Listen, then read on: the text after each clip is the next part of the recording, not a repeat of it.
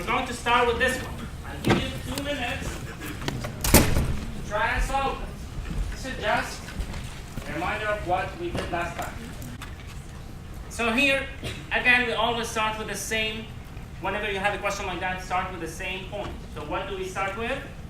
By writing that equation, right? So what's the equation?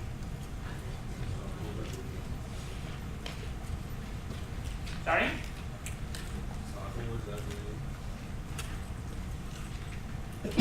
Okay. So stockholders' equity ending balance equals stockholders' equity beginning balance plus minus expenses minus dividend. And then we plug in the numbers. We have here 70,000 plus 10. Those two together are equal to a net loss or net income. In this case, it is minus 4,000. This is the net loss minus dividends. So dividend is equal to 70 minus 70 plus 10 minus 4. That would be 6. So any questions about that chapter? Okay, now in this chapter we will talk about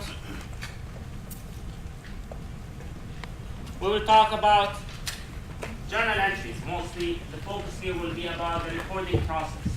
How to record the transaction. So we learned in the previous chapter how to analyze the transactions that the company needs to record, right?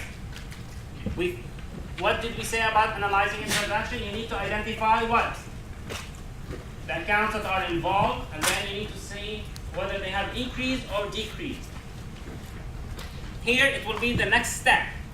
So here we will learn how to make journal entries. We will learn about how to post the information from the journal to the ledger, etc. Okay, so let's start with this one. Before we start talking about journal entries, etc., we need to talk about the account. What do we mean by an account? Okay? So the account could be an asset account. It could be a liability account. Who can give me an example of an asset account? Yes? Cash. Yes. Checking account, that means it's cash. Okay. It's also considered as cash. It's simply how the bank use that. Okay? But it is cash. Yes? Inventory. Accounts receivable. Land, building. So property, plant, and equipment as well. So we have all these things. Those are asset accounts. Wow, that was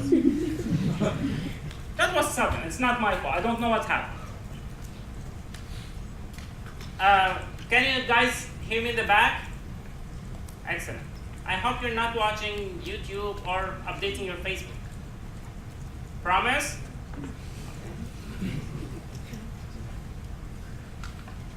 So, the account, there's a simple form that we call the T account. This is the form of the T account here. And the reason we call it T account is that it is like this. So you have, wow. You have the account. You have the account name. As you can see here, it is capitalized. So let's say cash. And then we have the left side and the right side. There's something that we need to understand. The left side, we call it debit. Okay? The right side, we call it credit. Debits and credits do not mean increase and decrease. You see, in English, you say left, right. Okay? In French, you say à gauche, à droite. In Russian, you say naleva направо. In accounting, you say debits and credits. It's simply a different way of saying that. Okay? Now, it's very important to remember that. Don't think of it, because some people sometimes think that, okay, so debit means increase and credit means decrease. It depends on the account. So for example, cash is a debit account, and we'll see in a second one. But for now, just remember, that the account has three parts. It has the title, which is capitalized, and then we have debits and credits. And then we have to make an entry for each transaction. Every time this account changed. We remember when we were analyzing the transactions, we said that every transaction has a dual effect. It affects at least two accounts. Every time we have a change to the account, we have to put it here. Okay? Now,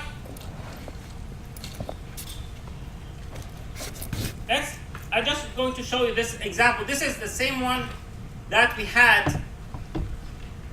It's still messed up. Give it a second. Okay. So this is the same transaction that we analyzed last time. Here, we are only looking at the changes that happened to the cash account.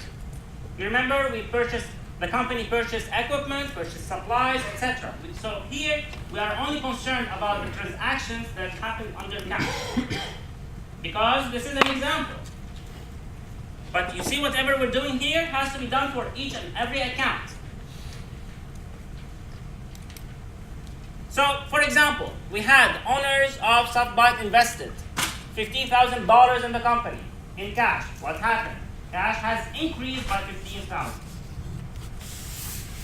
Now, if you remember, cash is on which side of the equation?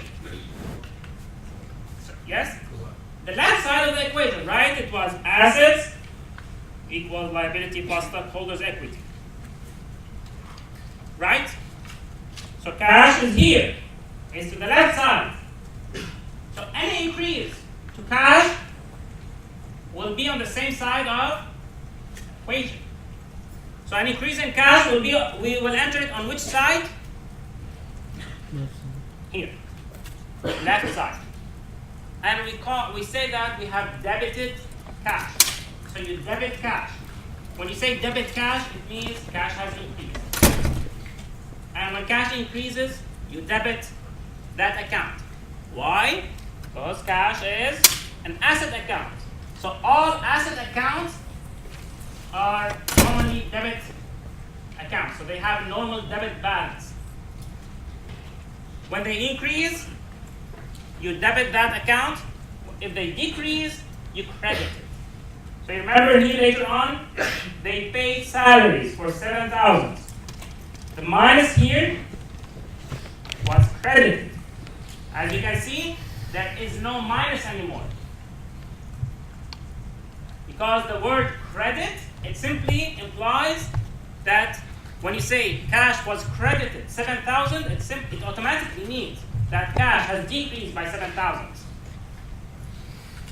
Do you understand that? Let me tell you from now, with all honesty, if you do not understand debits and credits, you will fail the course. Not that I will fail you, you will fail yourself. There's no way you can move forward if you do not understand debits and credits. Everything we will be doing in the semester will be based on what we will be learning today and what we learned yesterday, like last week. You have to understand. It's very simple. When you debit an asset account, it increases. And when it increases, you debit. And vice versa when it comes to credit. Okay?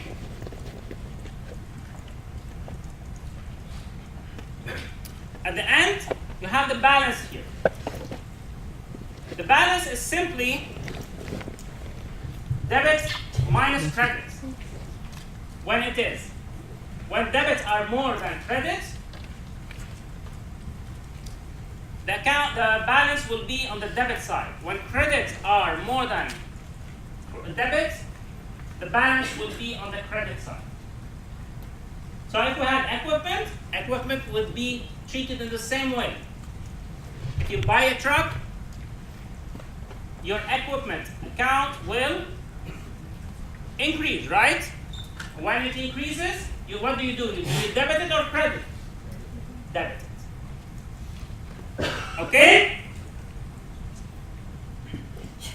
Now, yes. Yes. So the balance at the end, well, generally speaking, okay? There are very weird standards, but generally speaking, yes. So as far as you're concerned, it's positive. It will be either on the debit side or on the credit side, because if it's negative, it will be on the other side. So it's not going to be negative, it's going to be on the other side. But cash is generally, as an asset account, cash will normally have more debits than credits, right? You won't have minus $200. However, that happens sometimes. Let's say that the company wrote a check that bounced, so they overdrew money. They went all over their limit. At that time, they will have credit balance at that time. So it will be, those are exceptional cases. Now, you remember how we said that the accounting equation must always hold? Assets must always equal liabilities plus stockholders' equity. Here we have the same thing. For each transaction, debits must equal credits. For each transaction. This is the basis of double entry accounting. And if you remember, that was simply because one account would increase, another account would decrease, right? So let's look at this example here, for example. Okay, so we have supplies. The company purchased supplies and paid cash. Purchased supplies for $3,000. They paid in cash $2,000, and they left $1,000 on account. Right? When you buy supplies is what kind of account? It's an asset account, right? So supplies have increased by $3,000. What do? You debit supplies, $3,000. What happened to cash? Cash has decreased by $2,000. When cash decreased, what do? You credit cash. So we credited cash $2,000. And then the remaining $1,000 was on account. It's a liability. It's accounts payable. Liabilities are on which side of the equation? Right side. So when a liability increases, where do you put it? On the right side, which is credit. Okay? So you credit accounts payable. As you can see here, total credits is equal to total debits. Those are 3,000 and 3,000. This must always be the case. Total debits must always equal to credits. Any questions? Okay. This is what we talked about. When we have debits are greater than credits, we say that the account is a debit account, has a normal debit balance. Like assets, for example. When it's the other way around, but accounts payable, automatically the balance will be on the credit side. When credits exceed debits. Okay?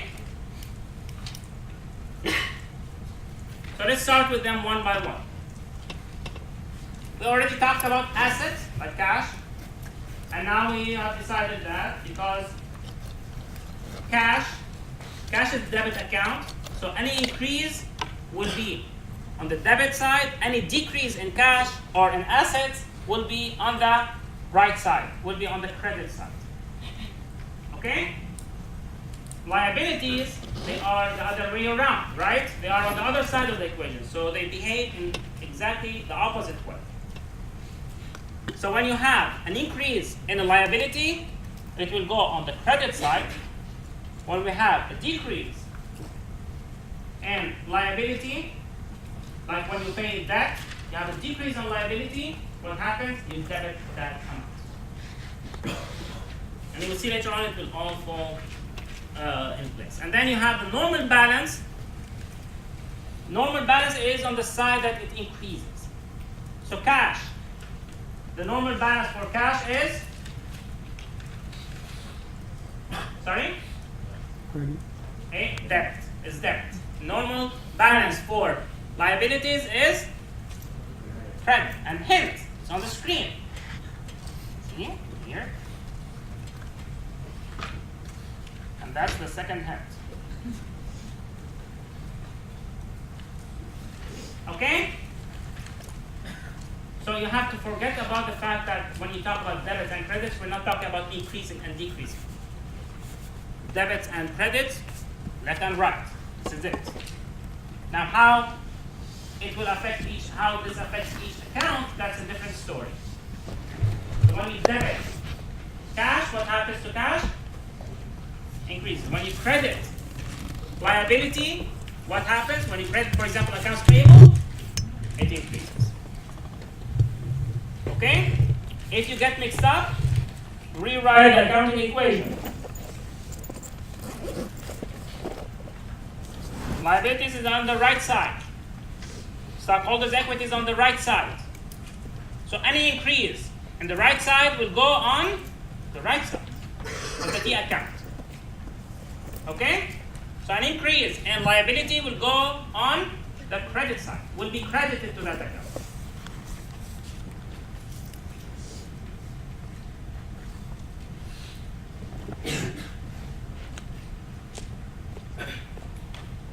Here, we're simply saying that they behave in opposite directions. So debits will increase assets, decrease liabilities. I will be repeating myself a lot because, again, this is very important. Remember when we talked about the alphabet? Now we're learning the multiplication table. You cannot do any math if you don't know that. And you cannot expect to have the calculator with you all the time. That was a joke. I noticed now that it wasn't funny. So owner's equity, stockholders' equity is made up of different parts. So we'll have to look at each one separately. We have common stock and retained earnings, and then we also will talk about revenues and expenses and dividends. Okay? So I'm just going to write that specifically that in basically the stockholders' equity part of it. So stockholders' equity will be like this: retained earnings, then we have revenues minus expenses minus dividends. Am I correct? This is what we care about here. It's on the right side of the equation. Now you have to think of a change to each one of them and how it will affect stockholders' equity. So when common stock increases, what happens to stockholders' equity? Increases. So do you credit common stock or do you debit? Credit. So now, just to remind you, so we already agreed on this one, right? This is on the right side, so any increase in stockholders' equity will be on the right side, will be credited to stockholders' equity. Now, common stock, an increase in common stock will lead to an increase in stockholders' equity. Means that they behave in the same way. So an increase in common stock will go on the credit side. An increase in retained earnings is in the same way. It will increase stockholders' equity, so it will be credited to retained earnings. Dividends, an increase in dividend, how will it affect stockholders' equity? It will decrease it. So stockholders' equity will decrease when dividends increase. As a result, dividend is acting in the opposite way of stockholders' equity, right? So an increase in dividend will go on the debit balance. It will go on the debit side. And if you get mixed up, you see this transaction here, this equation, put it all in positive. Basically, you have assets plus expenses plus dividends. I just brought these on the other side. It's equal to liabilities plus common stock plus retained earnings plus revenue. This side is credit. This side is the left side, which is to mean it is debt. Any questions? So we're saying the same thing over and over. We're just saying it in a different way. So you can think of it in any way you like. You just need to know that an increase in equipment will go on the debit side. You have to know that. You have to know that, for example, if the company pays dividend, the dividend amount will go on the debit side. Okay? We talked already about revenues as well. We talked about revenues. So for revenues, again, when revenues increase, they will increase stockholders' equity. The more revenues the company earns, the higher stockholders' equity. As a result, when there's an increase in retained earnings, what do? We credit retained earnings. Revenues, I'm sorry. When there's an increase in revenues, we credit revenues. When there is an increase in expenses, it will decrease stockholders' equity. And a decrease to stockholders' equity should go on the left side. So it will go on basically to be debited to expenses. So when the company pays expenses, when the company recognizes an expense, this will go on the debit side. Any questions so far? Here we get to the normal balance. So we have assets, dividends, and expenses. We have a normal debit balance, right? The normal balance is debit. You have liabilities, stockholders' equity, retained earnings, and revenues, and common stock. They have, bless you, a normal credit balance. Okay? Any questions?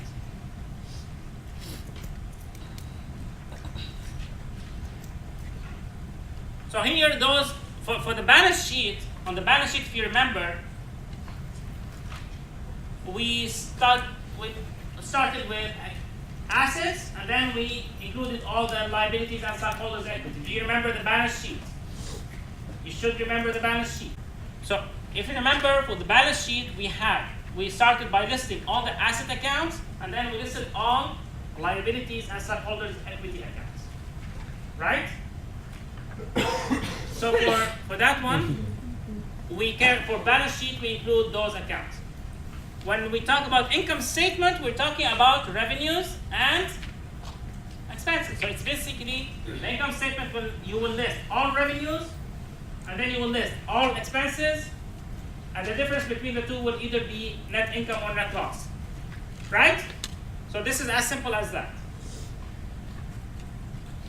So when we're talking about, and the reason why we put it this way is simply to say that when you talk about balance sheet accounts, you're talking about the accounts that will show up on the balance sheet, which are assets and liabilities and stockholders' equity. They do not include revenues and expenses. You will never see on the balance sheet, you will never see revenues or expenses.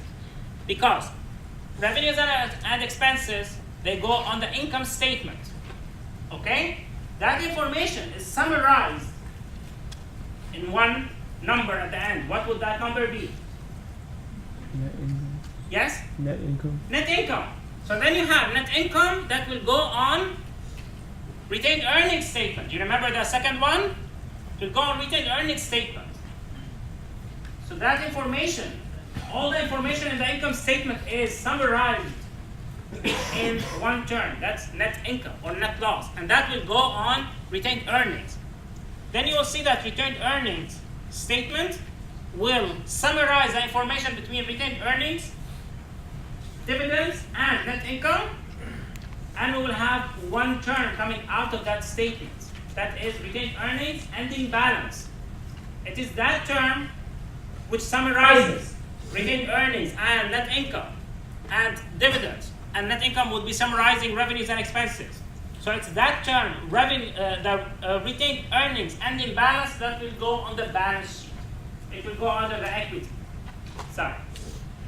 Okay? This is why you will never see dividends on the balance sheet.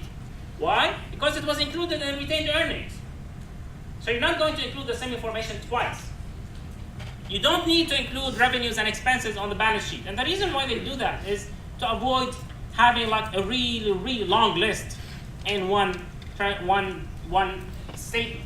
Imagine that you had to put all the information in one statement. It will be, basically the balance sheet will be several pages long. No one will be able to actually read it. By the time you reach the end, you would have forgotten what you read at the beginning. It's like our chapters, right? By the time you get to the second chapter, you forgot the first one. Then you blame me for the bad grade. So assets, an increase in assets will go on the debit side, an increase in expenses will go on the debit side. And if we had here also dividends, what would happen? Where would the increase go? On the debit side. Retained liabilities, revenues, and equity will go. The increase will go on the credit side. The decrease will be on the debit side. So we're saying when you say that the increase will go on the debit side, or when you say that when you debit it, when you debit an asset account, it increases. You're basically saying the same thing. Debit by itself does not mean increase. Debit an asset account, it means increase. Because debit a liability account, it means decrease. Any questions? Yes. Okay, so why does expenses go up with debit and asset? Like how come does it go down? Why does expenses? Yeah. Why wouldn't you just do revenue minus expenses then just go down? Like what do you mean by that? Can you explain why expenses go up? Sure. On the debit side? Sure. You mean this one here, why is it up? Yes. When you have the accounting equation, okay, let's explain it in a simpler way. When you have an expense, when you have an increase in expense, what happens to stockholders' equity? Goes down, right? So an increase in expenses will go on the same side as a decrease in stockholders' equity. Now, stockholders' equity. Where does the decrease in stockholders' equity go? Is it on the left side or right side? Yeah. Remember that we have assets equals liabilities plus stockholders' equity. So stockholders' equity is on which side? So the plus will be on the right side. Plus will be on the right side. This is the minus. So the decrease will go on which side? I got it. It's because it's minus expenses. It's because it's minus expenses. And remember that when we say minus expenses, it's simply this minus indicates the effect on stockholders' equity. So when you have an increase in expenses, what you actually have is a decrease in stockholders' equity. As a result, when you have a D account here, talk about expenses,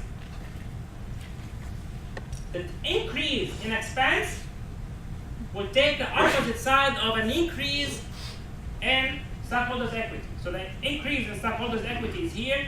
So this is the one that we need to pick. As a result, it will be here. This is the increase in expenses. Okay?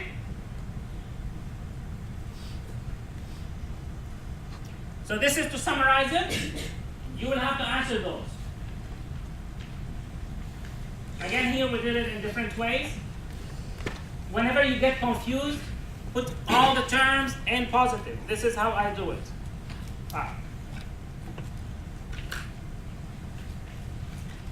I would first look at this one, put everything in, basically in positive And then whatever is on the left side will go on the left side. That would be debits. Whatever is on the right side will be on the credit side. Okay? So for assets, what do we have here? The plus will go on the left side. Dividends, the plus will go on the left side. Expenses, the plus will go on the left side. The decrease will automatically go on the other side. It will go on the right side. So the decrease in assets will be a credit. On the other hand, sorry. Now we talk about liabilities, common stock, retained earnings, and revenues. Those are on the right side of the equation. And because they are on the right side of the equation, we're not talking about the accounting equation itself, because here we're talking about a modified version of it. This is where all the terms are in positive. So you have, depending on your personal preference, you can think of it as how it affects stockholders' equity, or you can simply put it in this way and learn it. Okay? So an increase in liabilities will go where? Correct. So let's start from the beginning. Assets. Debit, does it increase or decrease?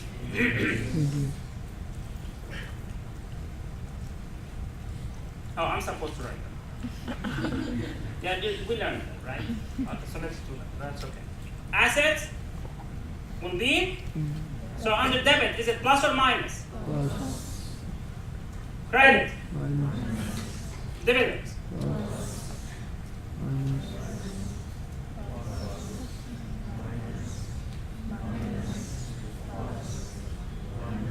You guys sound like zombies. Plus. Minus and plus. Once you learn this, you are practically safe to move on to the next part. Okay? Remember, for every transaction, debits must equal credits. In the same way that for every transaction, total assets must equal total liabilities plus stockholders' equity. Okay?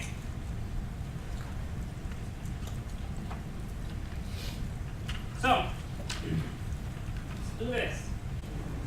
You guys deserve not only a smiley face. That's a weird one. Give me 1 second. I told you from the beginning, do not laugh at my handwriting or at my drawings. So I'll give you also a star, because you did very well. Accounts that normally have debit balances are, so here's the last one. Do not ask me for smiley face, you did not deserve it this time. But, so the first one, we have assets, expenses, and revenues. Assets and expenses are debit. So they have debit balances. But revenues is credit, has a normal balance. It has a credit normal balance. Assets, expenses, and equity, same thing. Bless you. Assets, liability, and dividend. It's the liability that is not correct. So here is the revenue, equity, liability, and this is the winner. This is to remind you of the relationship between the three, basically between the three statements. You remember how we talked about it earlier? Yes. Today, we said that we start always with the income statement. The income statement will summarize this number. Basically, it will be summarized by this term, by net income or net loss. So the income statement itself can be considered as if, like, we can think of it as if it were included in that term. So when we have here net income or net loss, this one actually summarizes the whole income statement, right? And then retained earnings will summarize the beginning balance of retained earnings. It will summarize the net income, which has already summarized the income statement, but basically revenues and expenses, and it will also include in it the dividend. So when we look at on the balance sheet, when we have common stock and retained earnings, this term here is a summary. It's not, basically, we did not calculate it like that. We did not find it like that. We calculated it basically using net income, and then, which came from revenues and expenses, and then we added, we subtracted dividends. That would give us ending retained earnings, ending balance of retained earnings. Any questions? Okay.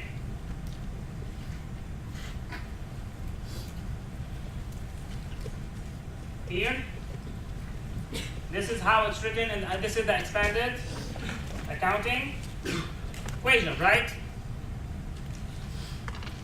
So the expanded equation, we have on assets, we have plus or minus. So under assets, we have debit. Debit is plus or minus. So plus means an increase, minus means a decrease. Do you have an increase or decrease? So it's plus. Under credit, minus. Liabilities, minus, plus. Common stock, retained earnings, plus. Dividends, minus. And expenses.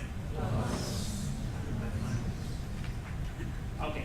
Now, another way, if you want to think of it, to see which one is a plus and which one is a minus, or how it, I'm not going to confuse with them. Forget about what I was saying. But personally, when I think of it, and I said that before, I'm a nerd, so I think of it in this way. You have the minus here, which flips the minus before dividends, and the minus before expenses will simply flip the numbers. Do you remember in math, if you multiply any number by -1, you will flip the signs, right? This is the same thing. Because of the minus behind them, you will flip the signs.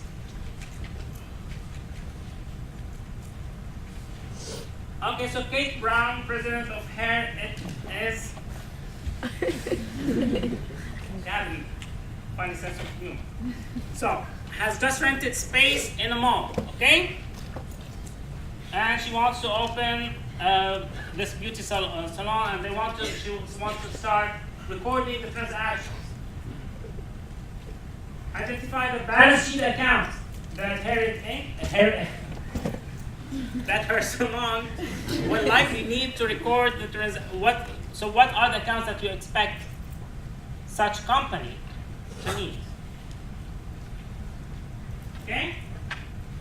What's the first thing that you expect that lady to, basically that company to need? Cash. Cash is debit or credit account? Debit. What? Give me another asset. Yes. Supplies. And yes. Equipment. These are all debit accounts. Liabilities. When you think of liabilities, what do you think? What kind of liabilities you might have? Yes. Salaries. Yes. Sorry? Rent. Accounts payable. Now, just remember, salaries and rent, those are not the salaries and rent expenses. Those are the salaries and they are the rent payable. Those are whatever has accumulated. So let's say in the middle of the month, this is whatever she owes her employees before paying them. Once she pays them, they're not a debt anymore. They become an expense. We'll learn about that later on. Equity. That's easy. Those are, yes? Stock. Common stock. What else? just said some of them. Yes. Revenues. So basically, you have revenues and expenses, etc. However, remember, revenues and expenses are not. So they are accounts that she will need them. She will need, but they are not balance sheet accounts. So in the exam, if you're asked a question, you have to be careful about which one we are talking about. Remember that revenues and expenses are income statement accounts. Okay? But she will need those accounts to make her entries. So now we get to the recording process. And it all starts usually when the company receives like a bill or an invoice. Okay? We have to enter it because later on it has to be paid. So it starts with like a physical document or something like that. Basically a document, a proof of the transaction, a proof that the transaction occurred. Otherwise, how will the accountant know that, for example, there was a sale or that the company purchased a computer? There must be some kind of documentation, right? So they take that information and they analyze the transaction. They identify the accounts that are involved. So first, what they do is they analyze the transaction. They enter it in the journal. The journal basically is a chronological order of transactions, and it includes debits and credits, and we'll see that in a second. And then, final step will be when this information is transferred to the ledger. So let's do that step by step.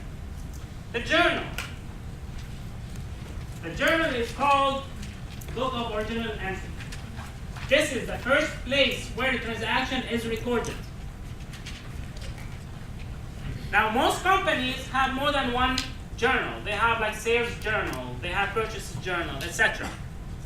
But not all of them. However, all companies, they must have at least the general journal. So as far as you are concerned, for this course, whenever we talk about the journal, we're talking about the general journal. For your assignment, it's the general journal, unless it was otherwise stated. So if you read the journal, that means the general journal, okay? This is where all the transactions are recorded in chronological order, and every transaction has to be recorded separately. Remember how we analyze it, like when the company purchased equipment or supplies or provided services or paid the bill for their advertising services that they received for their, all these things, each one of them has to be treated as a separate transaction. It's entered separately. Okay? Now the advantage of journal is that it does not only keep the events that happened in chronological order. It's not just that it keeps these records organized in a chronological order, but it also explains both sides of basically both sides of the equation, and it explains also the changes to the accounts involved. So basically, it explains that it describes the dual effect of that transaction on the various accounts that were involved. Okay? This helps actually prevent or at least identify any errors or mistakes that happen when the company records those transactions. So when we look at the journal, the first thing you need to do is always the same thing. You analyze the transaction. So here we have on September 1st, stockholders invested $50,000 cash in the corporation in exchange for shares of stock. And on the same day, Southside purchased computer equipment for $7,000. How many transactions do we have here? Two. We have two. We have the investment, and we have the purchase of computer equipment. Those are two different transactions. Each one of them has to be treated separately. So in the first transaction, what are the accounts that were involved? So, yes? Yes, debit and there will always be debits and credits in every transaction. Now, what are the accounts that were involved? Cash and common stock. Which account is a debit account? Cash. Why? Which account was debited? Not which account has a normal debit balance. Which account? So what happened to cash? Cash has increased, right? When cash increases, what do? You debit. Common stock has also increased. When common stock increases, what do? Credit. So the account that was debited is cash. We enter it first. And then we enter on the next line, we enter the account that was credited. You see here, the indentation here, this space here, it simply indicates that the first one was debit, the second one is credit. Okay? Yes? You have to do the debit one first. You always start with the debit. Why? Because debit is on the left side. Simply because of that. So debit is on the left side, and this is how you try to basically, you see, when you look at it this way, you see that there's a difference between basically there's an indentation before. So there's a space before common stock. It simply shows that this account was credited. Okay? And then you have two columns. So basically, the first thing that you need to do is to enter the date. September 1st. What happened? Cash decreased. Cash increased by 15,000. The amount here is debit, under debit. Common stock was credited, 15,000. Again, if you can see, as you can see here, credits are equal to debits. And then under that, what do you include? An explanation. Basically, sorry. You include an explanation of that transaction to say that, okay, why was cash debited 15,000? Because that was an issuance of stocks. Okay? The second part of this problem here is transaction 2. The company purchased equipment for cash. So we have equipment and cash. What happened to equipment? It has increased. Equipment has increased. When equipment increases, what do? Do you debit it or credit? Debit. So we know that we need to debit equipment. What happened to cash? Cash has decreased. When cash decreases, we credit cash. And we always start with a debit account. So we debited equipment. And then we credited cash. You always do it this way. You always start with debit, credit, and here you have also debit, credit. Now, the reference here usually is left, originally, it's left empty when they first enter the transaction. Later on, it will be filled up. This here, J1, it means that this is on the first page of the general journal. This information is important later on to relate it, and what we will be actually including later on the reference is the account number. Those are not standardized account numbers. Those are numbers that every company uses for themselves. Okay? And the reason why this is done is to be able to relate this or to transfer this information directly to that account.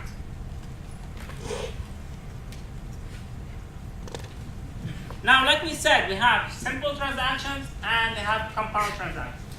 So simple transactions, they involve one debit account, one credit account. Compound entries, they might have more than one credit account and more than one debit account. So if you remember, okay, so on July 1st, Butler Company purchases a delivery truck that costs $14,000. They pay in cash $8,000 and agreed to pay the remaining $6,000 later on. What are the accounts? First, we need to identify. This, you always have to do it this way. Analyze the transaction. What were the accounts that were involved? Yes? Equipment, cash, and accounts payable. Equipment, cash, and accounts payable. That's correct. So, what happened to equipment? It has increased by 14,000, right? So when equipment increases, what do? We debit it, right? Because equipment is an asset account. So we debit equipment 14,000. What about cash? What happened to cash? Cash decreased by 8,000. When cash decreases, what do? So we credit cash 8,000.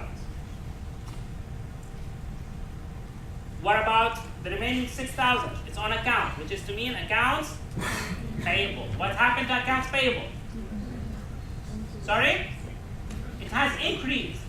And when a liability account, like accounts payable, increases, what do? We credit it. So we credit accounts payable. This is why it's wrong to think of debits and credits as increase and decrease. So it's when you debit an account that you can use increase or decrease. Because here we credited cash, but cash has decreased. We credited accounts payable. Accounts payable has increased. So it's the combination of the two terms that you can think of it as increase or decrease, but not each one alone. Okay? And then you also have, later on you include the explanation, etc., etc. In many cases here we will not be including the explanation for time purposes, but generally you include an explanation to make sure that anyone who reads that transaction will be able to understand where it came from and why they entered it in this way. And to make sure that there was no mistake in making that journal entry. Okay, so now we get to the general ledger. The general ledger is different from the journal. General ledger is basically, it's one place where you have the balances of all the company's accounts. Okay? You have them in all the company's accounts, of all the company's accounts. You say that, okay, so at this moment, what's the balance in supplies? In this specific moment, what's the balance in retained earnings? And usually, the ledger would start. The ledger would start with asset accounts. So in the same way that they appear on the balance sheet and then on the income statement. Okay? Now, every company has what we call a chart of accounts. Those are the numbers that I was talking to you about earlier. Those are the numbers that will go on basically under the reference column of the journal entries. And those are not standardized. By that I mean that every company will have their own chart of accounts. And the reason is that not all companies have the same business. Right? So like a law firm does not necessarily have inventory because they don't sell products, they provide services.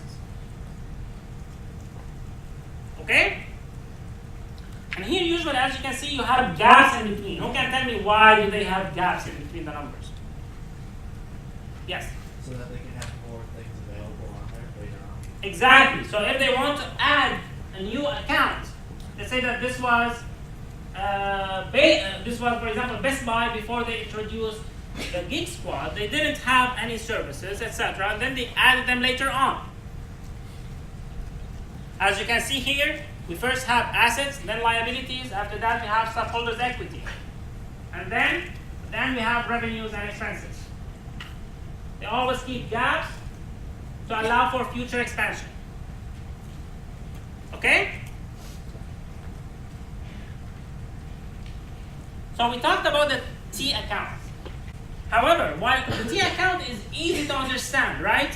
You look at it and it's easy to basically calculate the difference between debits and credits, and it's easy to see where you can include it. However, it's not very efficient, right? Imagine that you will have to put the same T account for all the accounts that you have. It becomes, and for every transaction, it will become too long, too cumbersome. So most companies, they actually use this standardized form. It has 3 columns, 3 amounts columns.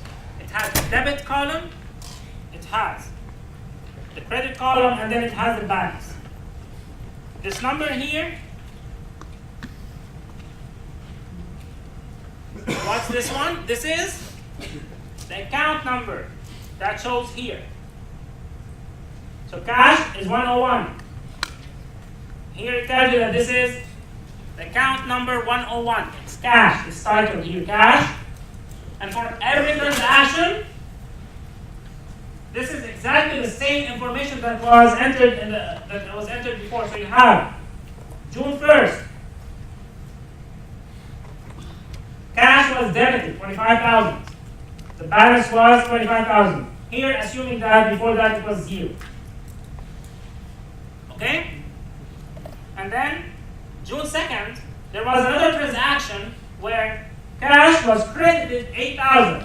So the balance is calculated. The advantage of this one is that the balance will be available after every transaction. So at any point in time, after every transaction, the company can tell what the balance in each account is. Now this is very important, right? Companies would want to know at each point in time what's the balance in all their accounts. So this is why this form, which is called the standard form of accounts, is popular.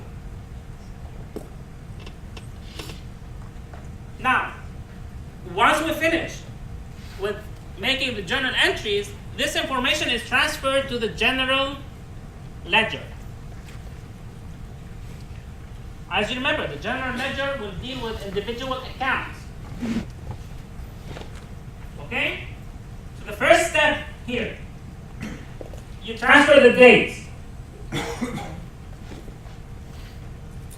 Okay? And then you copy the number here, the account number. You copy it to the account number, the number of the account that was debited. You copy it next to the account, and then the same thing. You do the same thing for this account. Okay? Any questions? You copy the debit amount here, copy it here, and then you have J1 is J1. You do the same thing here for the credit and the credit. So basically what we're doing here is we're transferring the information from the journal to the ledger, but this is a two-way communication. The ledger also will, from the ledger, we'll take the number of the account and we will include that under the reference. So in this case, if anyone looks at the journal entry at that point, they can point directly to that account, and anyone who looks at the ledger, they will be able to see where this change came from. They can relate it, they can link it back or trace it back to that. They can trace it back to the journal entry. Do you see how? So this is clear here, right? You transfer the date,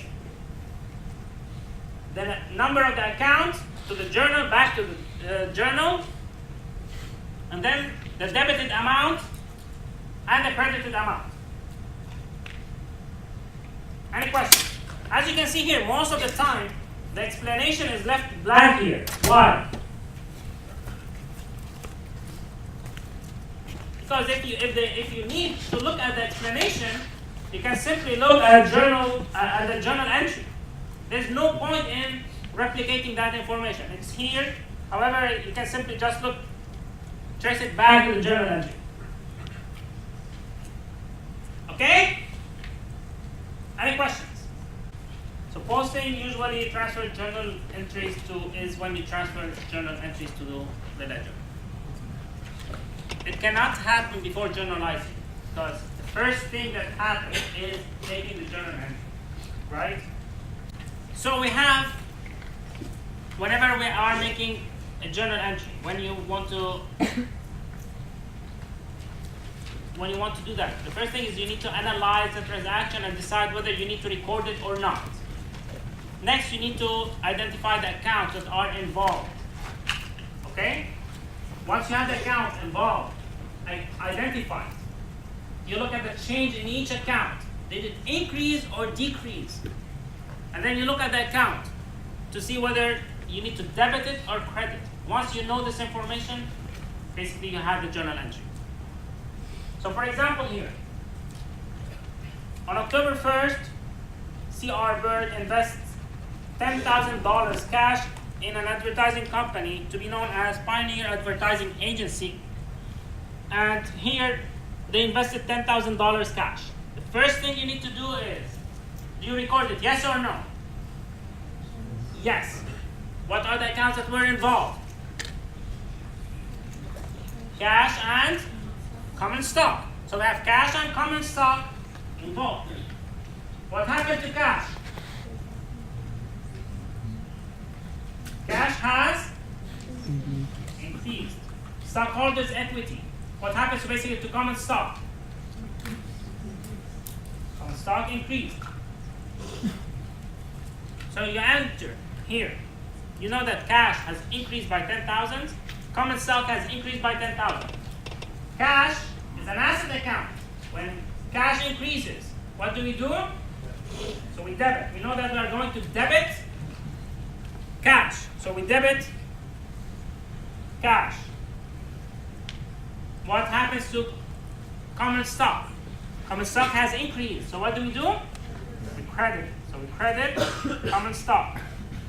Then you make the journal entry. Again, you start with the date. Then we have the debit account. And then you put a credit account, the account that was credited. So we put first the account that was debited, then we put the account that was credited. We put here an explanation. This is the explanation of the transaction.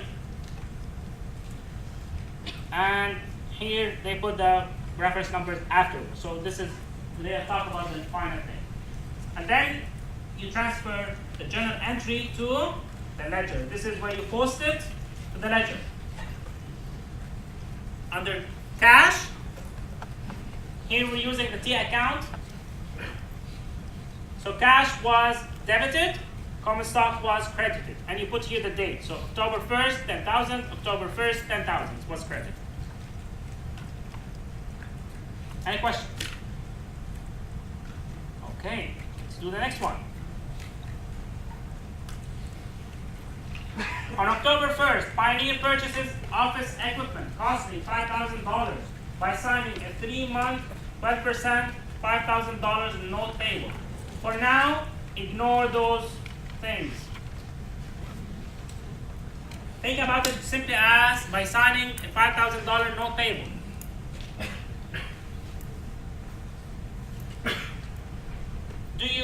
First of all, do we record it? Yes or no? What are the accounts that are involved? Sorry? Equipment and notes payable.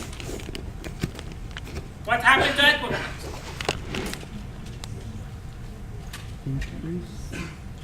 Equipment increased by 5,000. Notes payable. What happened to notes payable? Notes payable increased by 5,000. Now, when they increase,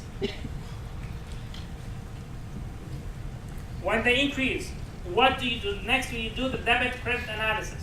When equipment, which is an asset account, increases, what do? We debit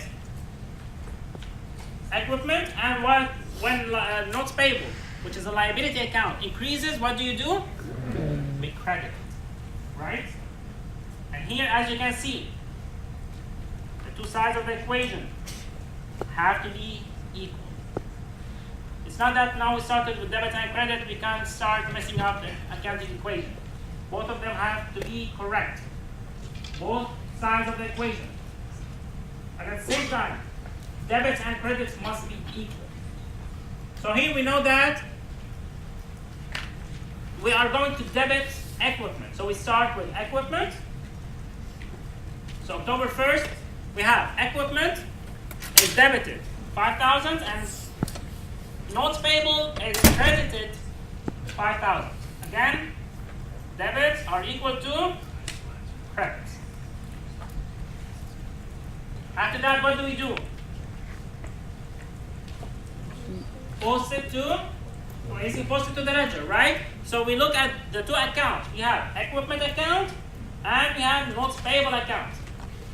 Put the date and you put each amount on the side that was affected. So basically,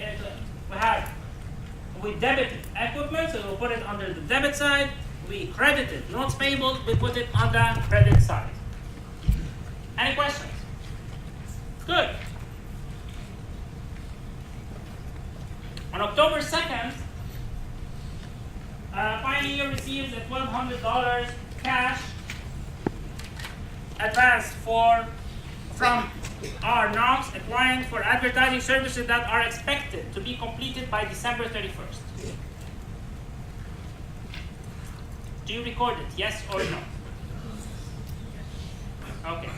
Now the company received cash advance. So what happens to cash? Cash has increased by $1,200. What's the other account?